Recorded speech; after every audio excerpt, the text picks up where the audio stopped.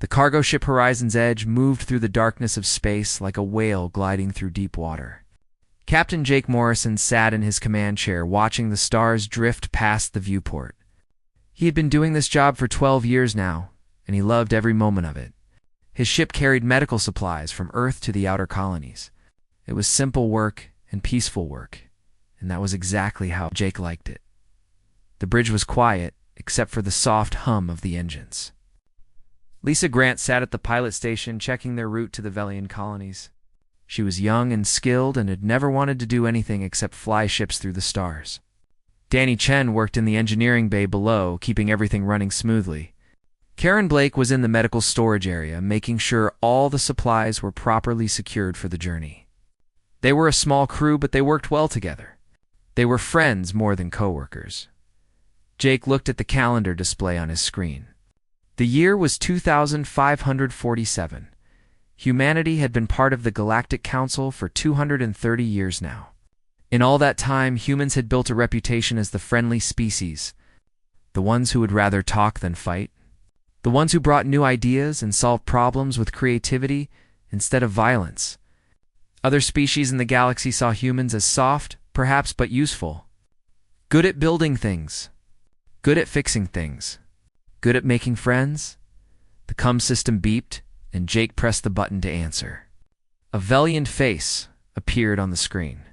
The Velians looked almost like tall, thin birds with smooth gray skin instead of feathers. They had large, dark eyes that showed emotion clearly. This particular Velian looked terrified. The message was broken and filled with static. Jake could only make out a few words. Attack. Krath. Help us. Children, please. Lisa turned in her chair and looked at Jake with concern. Everyone in the galaxy knew about the Krath Empire. They were the warriors, the conquerors. They had taken over 40 star systems in the last 300 years, and no one had ever successfully fought them off. The Krath were born for battle. Their entire culture was built around war and strength. They were 7 feet tall with thick armored skin, and they trained for combat from the moment they could walk. Jake tried to get more information, but the signal died completely. He sat back in his chair and thought hard. The Velian homeworld was 3 hours away at full speed. If the Krath were attacking, then the Galactic Council would already know. The Council would be organizing evacuations. That was always the response when the Krath attacked. Run away and hope they stop eventually. But something about that broken message bothered Jake. The word children kept echoing in his mind. He pressed the intercom button. Danny and Karen both answered immediately. Jake told them about the message and asked them to come to the bridge. When they arrived, he played the recording again. They all listened in silence. Karen spoke first. She was the oldest member of the crew at 45, and she had the calm, steady voice of someone who had seen a lot in life. She said she thought the message came from the Velian orphanage on the northern continent. She had delivered medical supplies there twice before. There were about 200 children in that facility. All of them had lost parents to various accidents or illnesses. The Velians took care of their young ones with great devotion. Danny checked the navigation charts. He said the orphanage was in a remote area far from the main cities.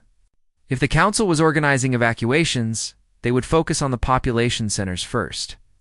The orphanage might be overlooked. It might be forgotten.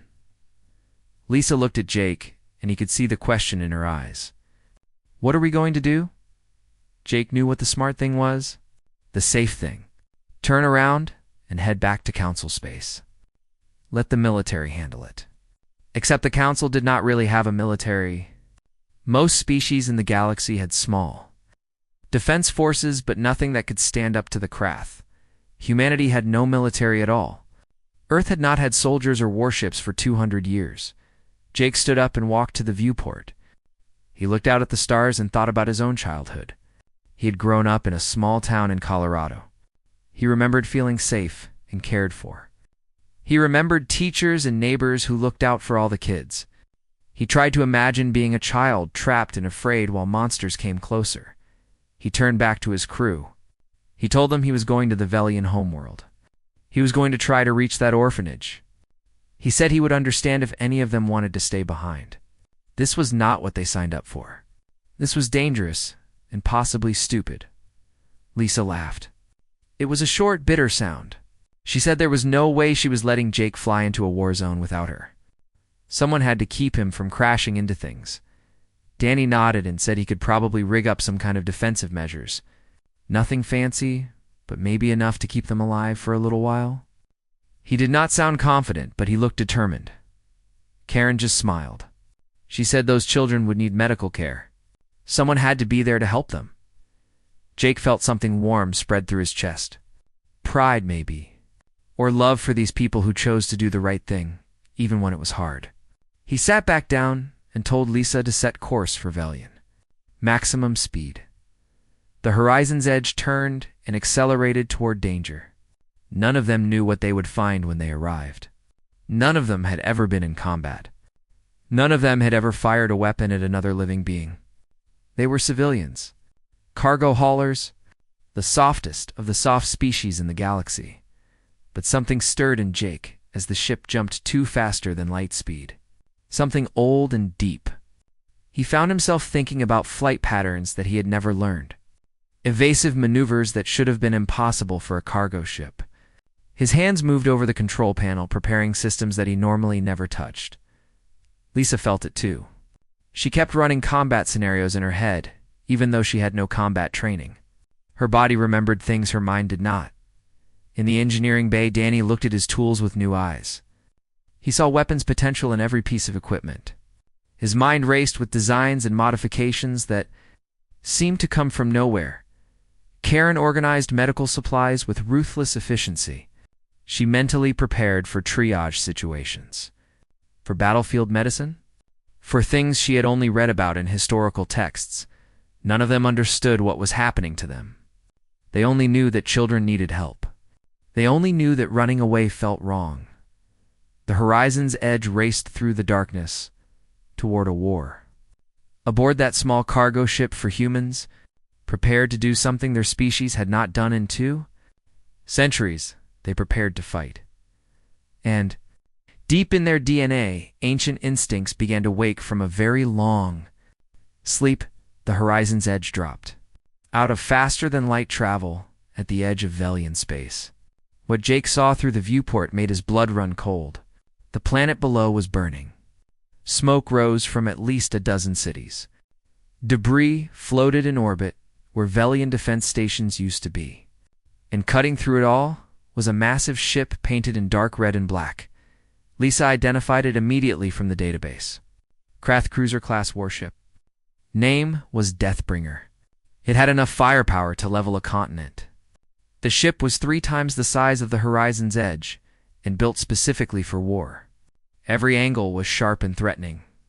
Weapons bristled from its hull like spines on a predator. Danny's voice came over the intercom from engineering. He said their sensors were being pinged. The Krath knew they were here. Jake nodded even though Danny could not see him. He knew this would happen. Stealth was not an option in a cargo ship. The comm system crackled to life.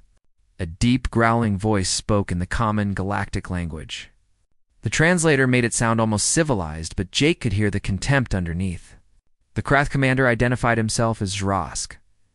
He had 70 confirmed kills of enemy vessels. He asked what business a human cargo ship had in a war zone. Jake kept his voice steady. He said he was here to evacuate civilians. He said he meant no threat to Krath operations. He asked for permission to approach the northern continent. There was a pause. Then Zrosk laughed. It sounded like rocks grinding together. He said humans were even softer than reports suggested. He said Jake could try to reach the surface if he wanted. His gunners needed target practice anyway. The comm went dead. Lisa looked at Jake with wide eyes. She asked if he was sure about this. Jake was not sure about anything. But he told her to take them down. Find the orphanage. Stay low and fast. What happened next would be analyzed by military experts for years to come. Lisa pushed the horizon's edge into the atmosphere at an angle that should have torn the ship apart. She did not fly straight. She did not follow standard approach patterns. Instead, she wove and dipped and spiraled like a leaf falling through wind. Her hands moved over the controls with absolute certainty, even though she had never flown like this before. On the Deathbringer. The Krath gunners tried to lock weapons on the human ship, but every time they thought they had a solution, the cargo vessel moved somewhere unexpected. It dodged left when it should go right. It climbed when it should dive. The patterns made no sense. There was no logic to them. Srosk watched his tactical display with growing irritation. He ordered his best gunner to take the shot. Just destroy the stupid humans and be done with it. But even his best gunner could not get a clean lock. The human pilot was doing something that should not be possible in a ship that heavy. Lisa did not know how she was doing it. Her mind was blank, except for pure instinct. Her body reacted before she thought. She saw firing solutions before they developed and moved to counter them. It was like dancing with a partner she had known all her life. The ship was an extension of her will. They broke through the clouds, and Lisa leveled out just above the treetops. The orphanage appeared ahead. It was a cluster of white buildings surrounded by gardens. Or it had been. Now, half the structures were damaged. Smoke rose from several fires, and surrounding the compound were Krath ground troops. Jake counted at least 20 soldiers in heavy armor. They were advancing on the main building where he could see Velian children pressed against the windows. The kids looked terrified. Some were crying. The Krath did not seem to care. They raised their weapons. Lisa set the ship down hard in the courtyard. The landing struts screamed in protest but held. Jake was already moving before they touched ground. He ran to the cargo bay and hit the door release. The ramp dropped, and he sprinted down it with Karen right behind him. The Krath soldiers turned toward the ship. Several raised their rifles. Jake dove behind a stone planter as energy bolts scorched the air where he had been standing. His heart hammered in his chest. He had no weapon, no armor, no training. This was insane, but he saw a Velian child watching him from the window. A little girl with huge, frightened eyes. She was maybe 6 years old. She reminded him of his niece back on Earth. Something cold and hard settled into Jake's chest. Fear did not go away, but it became background noise. He looked at Karen and she nodded. They ran for the building entrance in a zigzag pattern. More energy bolts hit the ground around them, but none connected. It was like they knew where the shots would be before they came. They made it inside and found chaos. Velian caretakers were trying to keep the children calm, but everyone was panicking.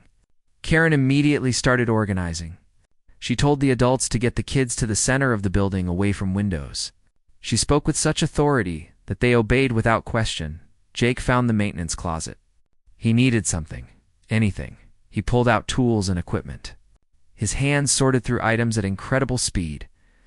His mind categorized everything not by function, but by potential. A cutting torch became a weapon. A chemical canister became an explosive. Metal pipes became projectiles. Danny arrived from the ship, carrying an armload of parts. He dumped them on the floor and started working without a word. His fingers moved with surgical precision. He connected wires and circuits. He welded and cut and assembled.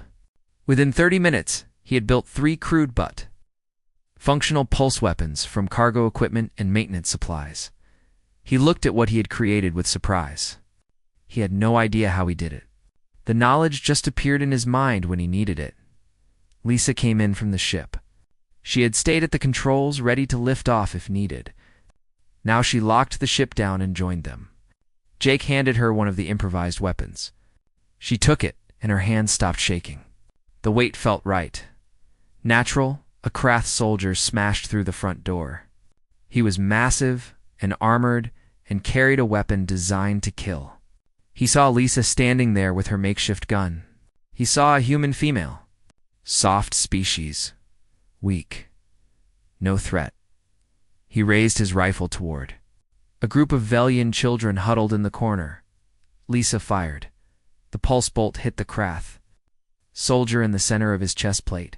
It did not penetrate the armor, but the impact sent him staggering backward. Lisa fired again. And again. Each shot precisely placed. She advanced as she shot, driving the soldier back through the doorway. The Krath warrior had fought in 15 battles. He had killed enemies of 6 different species, but as he looked into Lisa's eyes, he saw something that made him hesitate. Not fear, not anger, just cold calculation. The eyes of something that had decided he was a problem that needed solving. He retreated.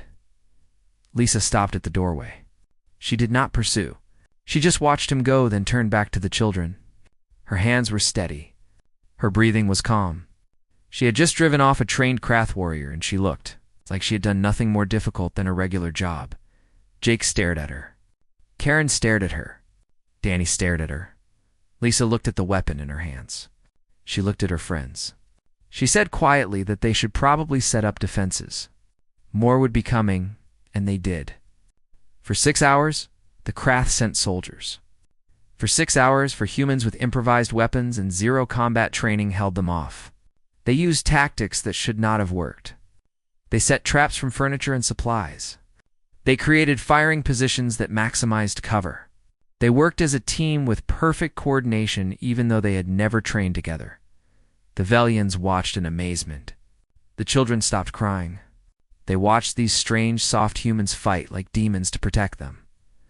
When the Council rescue ships finally arrived, they found all 200 children safe and unharmed. They found 15 Krath soldiers unconscious or wounded outside the building. They found 4 humans sitting among makeshift fortifications that military analysts would later call genius-level defensive engineering. Jake sat with his back against the wall. His clothes were torn and dirty. He had a cut on his forehead. He was exhausted. But when a Velian child came and hugged him, he smiled. He had no idea how they survived. He just knew they did. On the Deathbringer above, the planet commander Zrask reviewed the reports from his ground team. He looked at the tactical analysis. He read the descriptions of human behavior. For the first time in his long career, he added a note to his official report. Just 2 words. Recommend caution. The news spread across the galaxy faster than light itself. Humans had fought Krath soldiers and won. Peaceful humans who ran cargo ships and built hospitals had held off elite warriors with nothing but improvised weapons and desperation. The Galactic Council called emergency sessions. Representatives from hundreds of worlds gathered to discuss what this meant. Ambassador Henry Price stood before the council chambers trying to explain. He was a tall man with gray hair and tired eyes. He had spent 20 years building relationships between Earth and other species. Now everyone looked at him with suspicion and fear. He told them it was nothing. Survival instinct. Any species would fight to protect children. There was nothing special about what happened on Velian, but the council members were not convinced. They had seen the security footage. They had watched for untrained civilians use tactics that military experts could not explain. They had read the reports from Krath soldiers who described human eyes going cold and calculating in the middle of battle. They wanted answers. Henry told them he had no answers to give. He was telling the truth. He genuinely did not understand what had happened. Humans had been peaceful for 200 years. Earth had no military, no weapons programs, no soldiers. They built things and explored and made friends. That was who they were now. The Krath Empire was not interested in council debates. 3 days after the incident at Velian, they attacked a human border colony called New Hope. It was a farming settlement with 5,000 people, no defenses, no weapons. The Krath sent 3 warships and 500 ground troops. They expected easy victory. They expected humans to run. The colonists did not run. News reached Earth within hours. President Claire Rodriguez sat in her office in Geneva looking at the reports. She was 50 years old and had led the World Assembly for 6 years. She had spent her entire career promoting peace and cooperation. Now she had to make a decision that would change everything. She called an emergency meeting of the World Assembly. Every nation on Earth sent representatives. They gathered in the Great Hall where humanity had met in peace for 2 centuries. Claire stood at the podium and spoke in a quiet voice that somehow carried to every corner of the room. She said it was time to open the archives.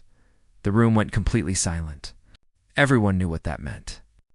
Deep beneath the mountains of Colorado, there was a facility that had not been opened in 200 years. It contained everything humanity had left behind when they chose peace.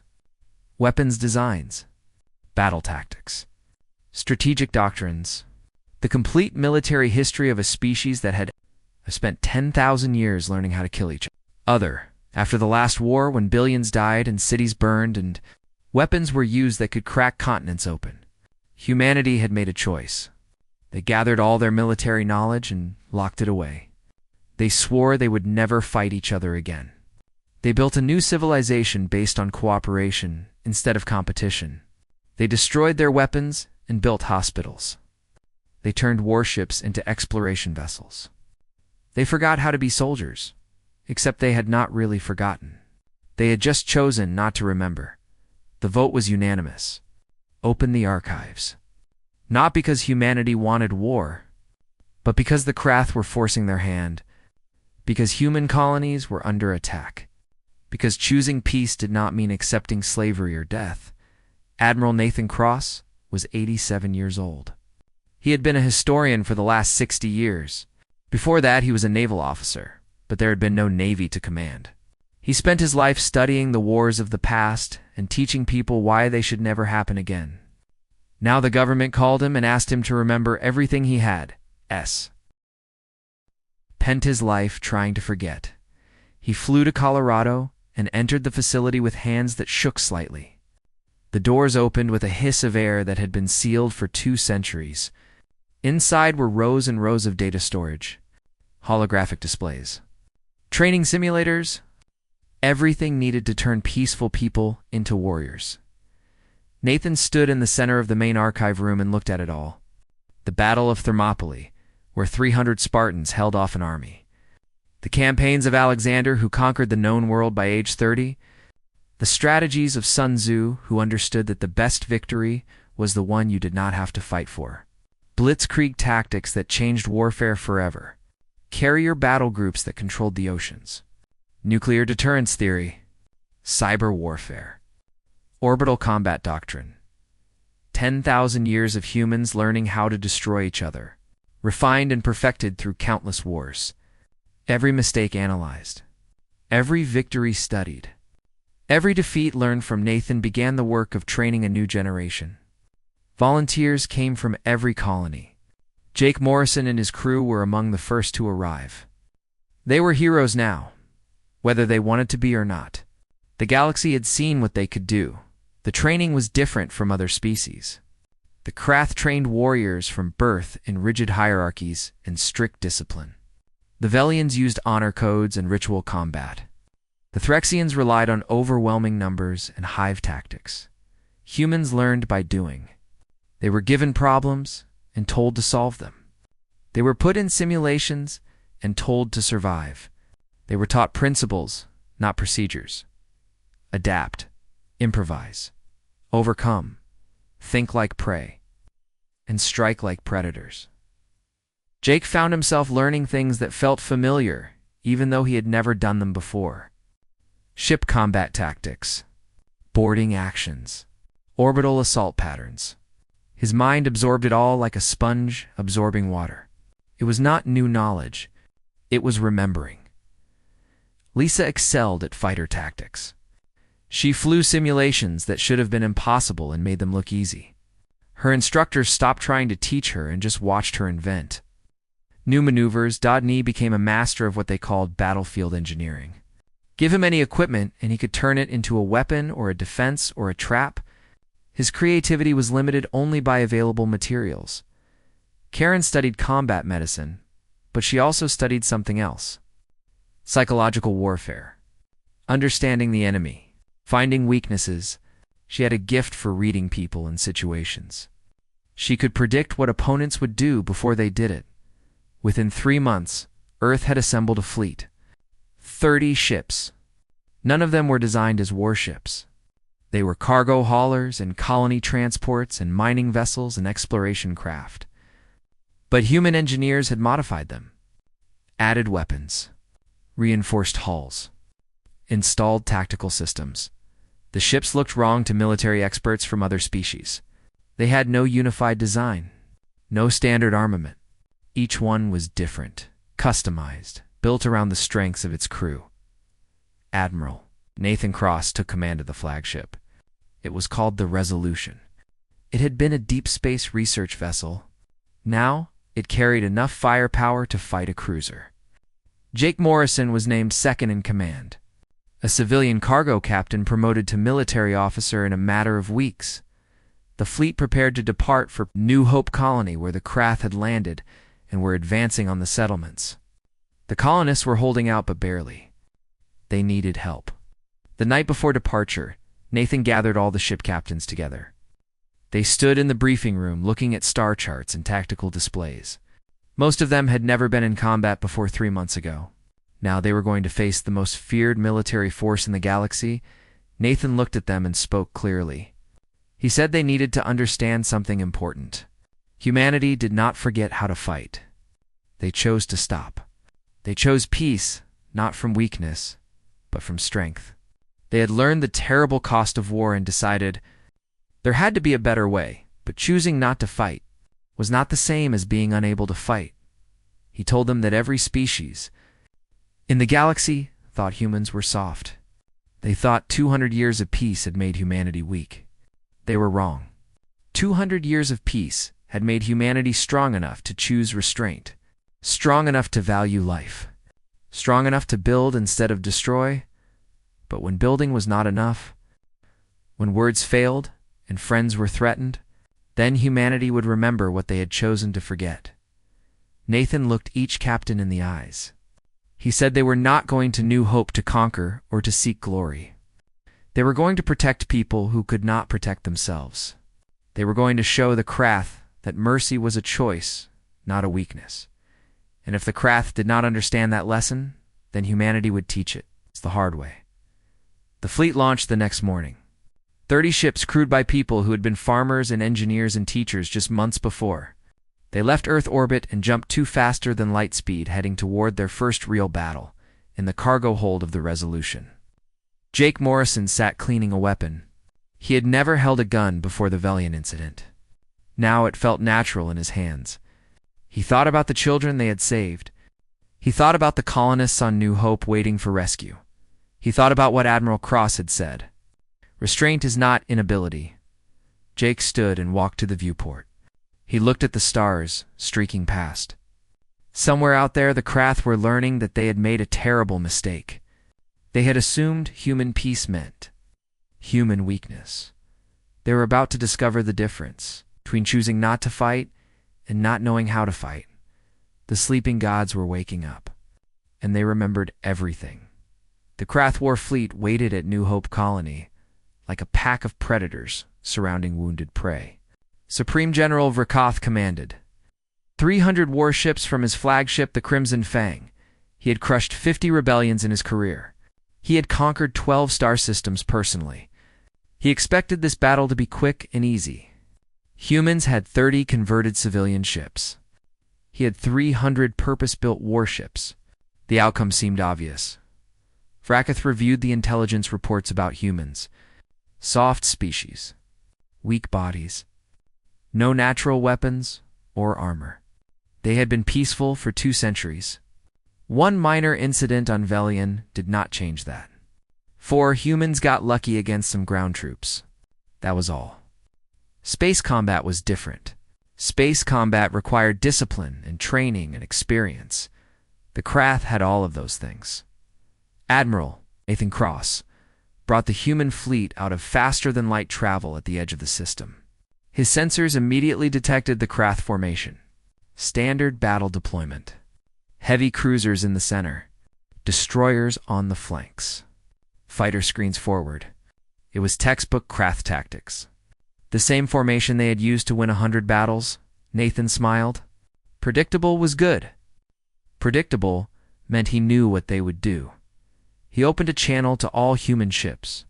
He told them the plan was simple. There was no plan. Each captain had their objective. Each captain had complete freedom to achieve it however they wanted. Trust your instincts. Trust your training. Trust each other. The Krath captains listening to intercepted communications thought the humans were insane. No formation. No unified strategy. Just chaos. They had no idea that chaos was exactly what humans trained for. The battle began when Vrakoth ordered his fleet to advance in standard attack formation. The human ships scattered in 30 different directions. The Krath tactical computers tried to track them and failed. There was no pattern to predict, no formation to target. Each ship moved independently, doing something completely different from the others. Jake Morrison took the Resolution on a direct course toward the Crimson Fang. Every Krath sensor locked onto him. Every gun turned his direction. He was one ship charging 300. It was suicide. At the last possible second, Jake rolled the Resolution 90 degrees and fired all thrusters. The ship skimmed past the Krath flagship, close enough that their shields interfered with each other. Then he was through, and diving toward the planet. Half the Krath fleet broke formation to pursue him. That was exactly what he wanted, Danny. Chen commanded a modified engineering vessel called the Forge. It was slow and ungainly, and carried almost no weapons. Instead, it had the most powerful sensor array in the human fleet. Danny activated every scanner and transmitter at maximum power. He created false signatures that made it look like there were 50 human ships instead of 30. The Krath sensors went crazy. Their computers showed contacts everywhere.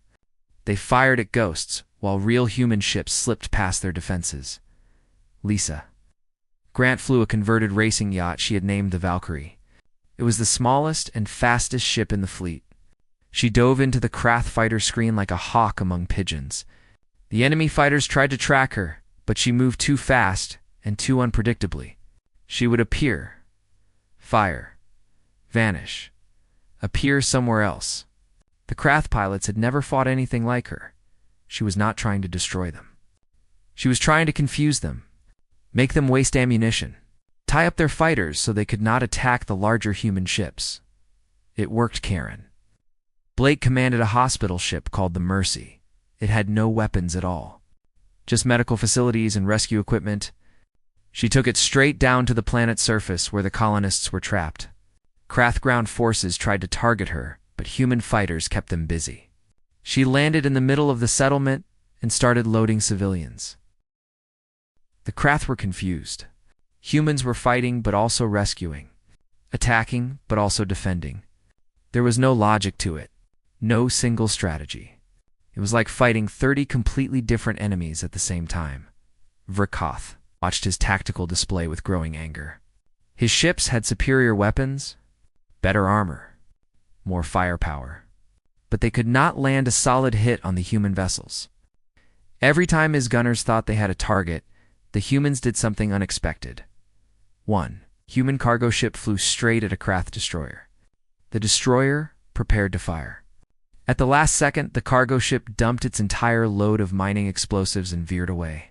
The destroyer flew right into the cloud of explosives. The blast crippled its engines. Another human ship used its tractor. Beam not to grab enemies, but to throw debris into their path. Asteroids, wreckage, even empty cargo containers.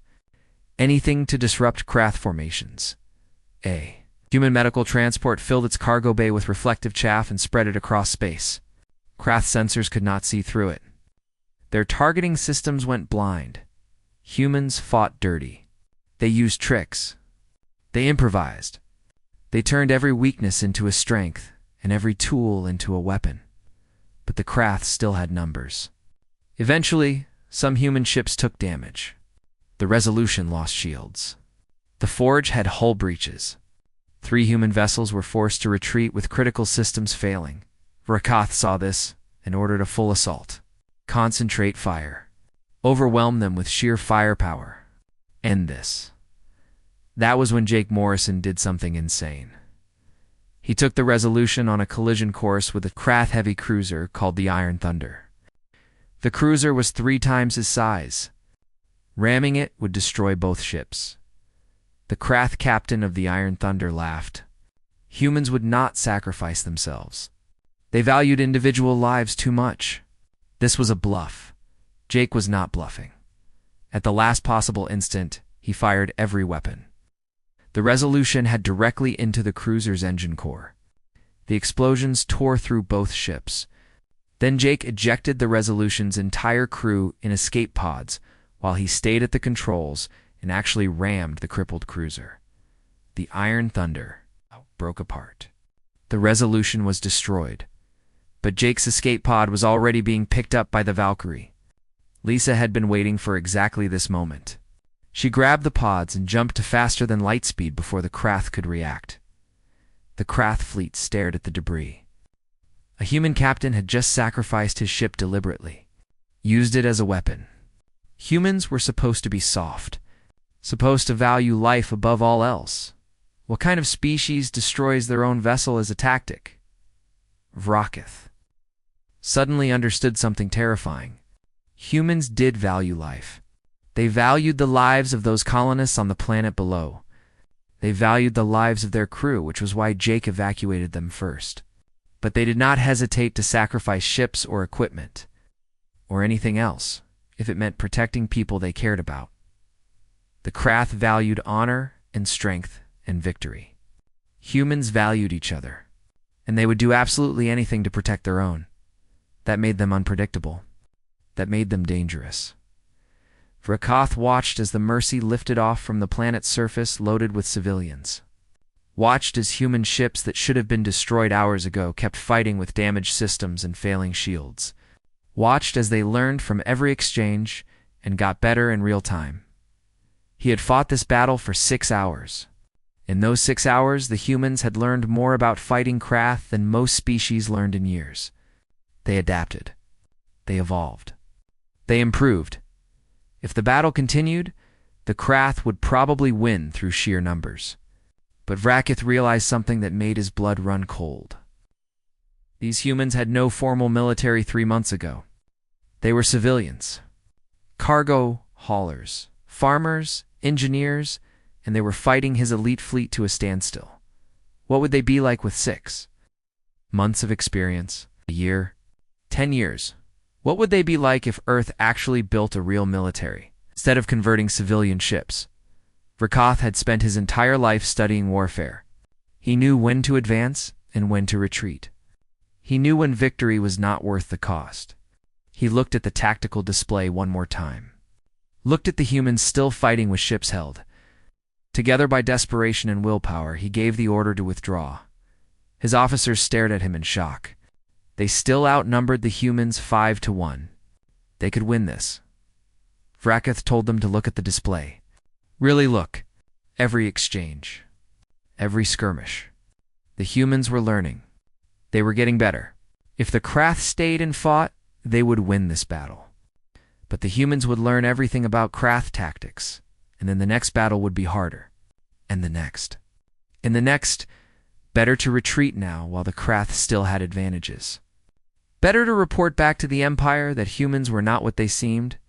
The Krath fleet jumped to faster than light speed and vanished. Admiral Nathan Cross sat in the command center of a borrowed ship and watched them go. Around him, exhausted human crews cheered.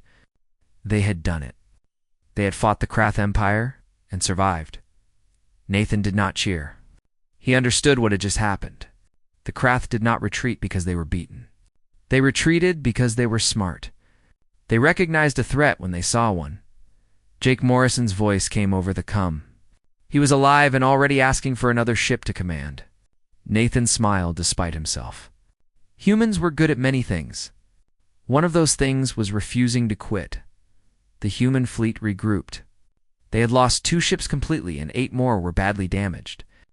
But they had saved the colony. Every civilian was safe. Nathan opened a channel to all ships. He told them they had done well. Told them they proved something important today. Not just to the Krath, but to themselves. He told them that 200 years ago, humanity learned the hard way what war really cost. They learned that violence should always be the last option. That peace was worth fighting for even when it was hard. But sometimes fighting for peace meant actually fighting. The galaxy was about to learn. What humanity had always known: the most dangerous warrior was not the one who loved battle. It was the one who understood war so completely that they chose not to fight unless they had no other choice. And when they finally did fight, they remembered 10,000 years of practice. The Krath Empire called for a Grand Council 2 weeks after the battle at New Hope. It was unprecedented. The most powerful military force in the galaxy was asking for a meeting. Not demanding, not threatening. Asking representatives from 17 species under Krath. Control gathered at the neutral station called Olympus Prime. The massive space station orbited a dead world. Halfway between Krath and Council space, it had been built centuries ago as a place for different species to meet without fear. Supreme. General Vrakoth arrived with an honor guard of his best warriors. He wore his full battle armor decorated with medals from 50 campaigns. But he did not come to fight. He came to talk. Admiral Nathan Cross and Ambassador Henry Price represented humanity. Nathan wore a simple uniform with no decorations. Henry wore civilian clothes. They walked into the council chamber together and took their seats across from the Krath delegation. The room was circular, with seats rising in tiers round a central floor.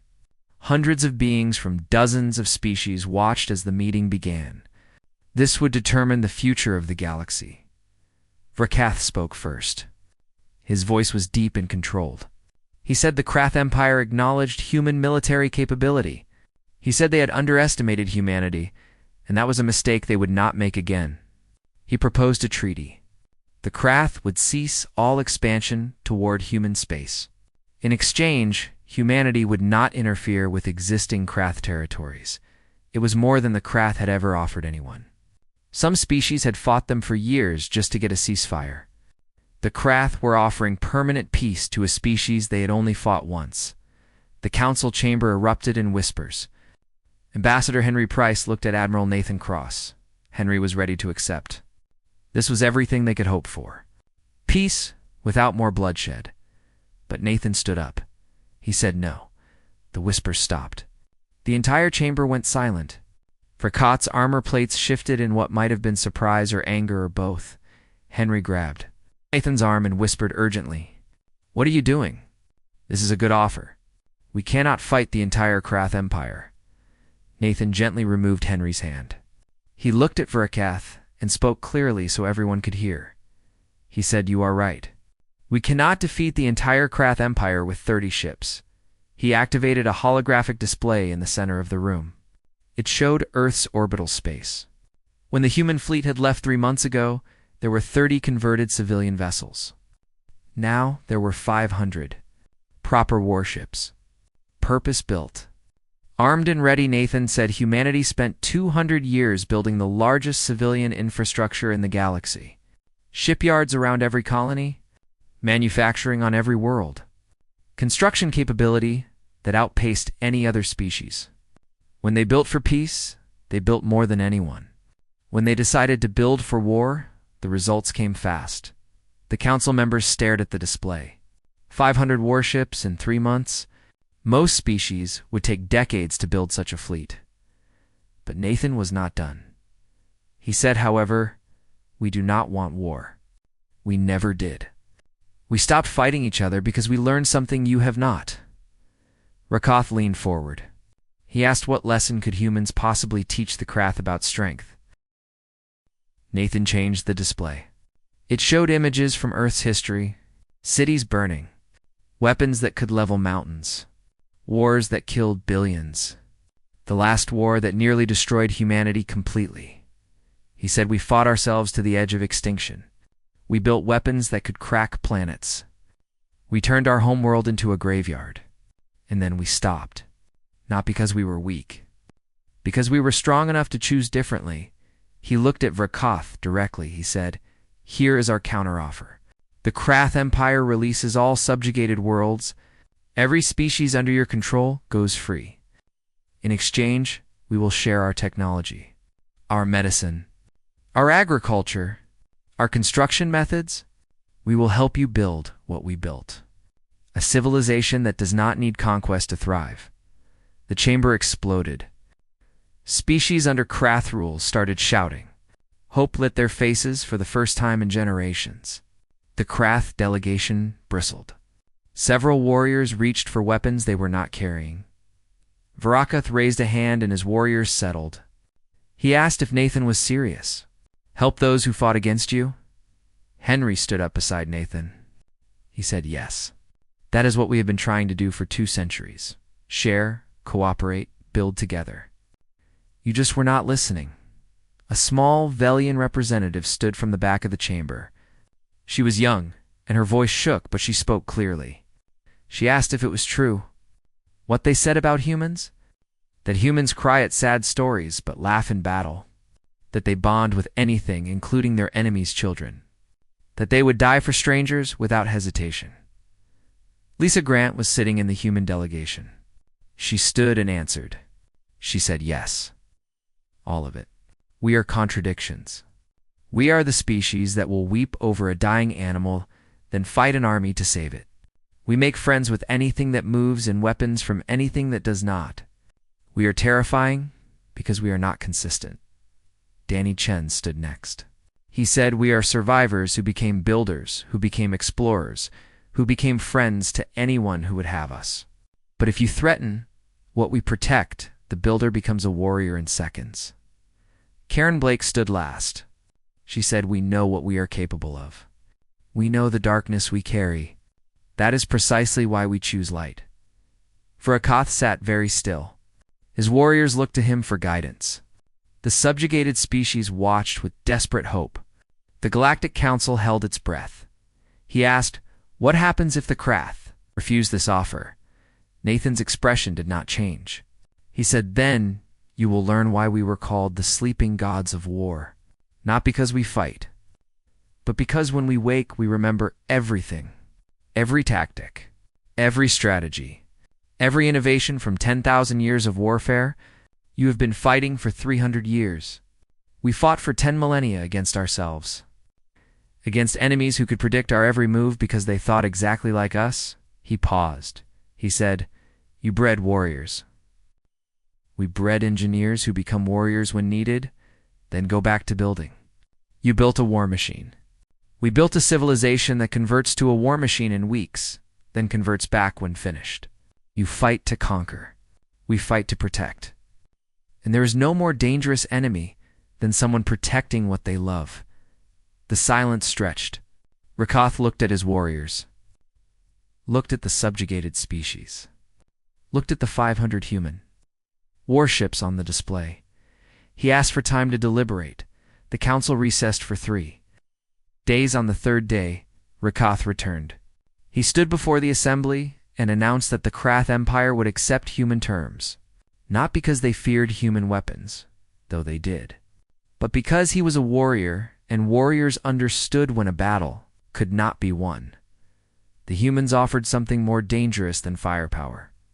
They offered hope to the subjugated species. If the Krath refused, they would face not just human fleets, but rebellion from within. More than that, Vrakath said he had spent his life believing strength meant conquest. But he watched for humans defend an orphanage with improvised weapons. Watched 30 ships fight 300. Watched a species choose peace for 2 centuries, not from weakness but from strength. He said, perhaps the Krath had been wrong. Perhaps true strength was choosing when not to fight. The treaty was signed that day. 17 species gained their freedom. The Krath Empire began the long process of transformation from conquerors to protectors. 5 years passed. Jake Morrison commanded a fleet of exploration vessels, seeking new worlds not to conquer but to befriend. His ships carried scientists and diplomats and engineers. The Horizon's Edge was rebuilt. He gave it to a young captain who reminded him of himself before everything changed. Danny. Chen designed ships for a dozen species. Beautiful vessels meant for building and exploring and connecting. His engineering academy trained students from across the galaxy. Lisa Grant and Karen Blake ran a school teaching combat tactics to any species that wanted to learn. Not how to conquer. How to defend. How to protect. Students came from everywhere, including young Krath warriors who wanted to learn a different way. Admiral Nathan Cross retired for the 2nd and final time. He wrote a book called The Choice of Peace. In it, he wrote that humanity was never gods of war. They were students of war who learned its lessons so well they understood the greatest. Victory was the battle you never fought. He wrote that humans chose peace not from weakness, but from strength. Chose friendship, not from being naive, but from experience. They knew what war was. They knew what they were capable of. That was precisely why they chose differently. The book became required reading in schools. Across the galaxy, the Krath themselves changed slowly. Their warrior culture remained, but redirected. They became the galaxy's defenders instead of its conquerors. When pirates threatened trade routes, Krath ships responded. When disasters struck, Krath warriors were first to help. Vrakith served as supreme general for another decade, then retired. He spent his final years teaching strategy to young officers. He always told them the same thing: know your enemy, know yourself. But most importantly, know when not to fight. Humanity returned to what they loved: building, exploring, making friends. Their warships were converted back to civilian use. The weapons went into storage again. But the galaxy never forgot. They never forgot what happened when peaceful humans were pushed too far. They never forgot for civilians holding an orphanage. 30 ships fighting 300. A species that chose peace for 2 centuries. Then remembered 10,000 years of war in a matter of months. Humanity slept again. But the galaxy understood now that sleep was a choice. The sleeping gods could wake any time they wanted. And more importantly, humanity understood why they chose to sleep, because they had seen what happened when they were fully awake. They had lived through the horror. They had built the weapons and fought the wars and buried the dead. They knew that strength. It's not about how hard you could hit. It was about choosing not to hit when you could destroy everything. Peace was not the absence of the ability to fight. It was the presence of the wisdom to choose something better. The galaxy learned that lesson from humanity, and the universe was better for it.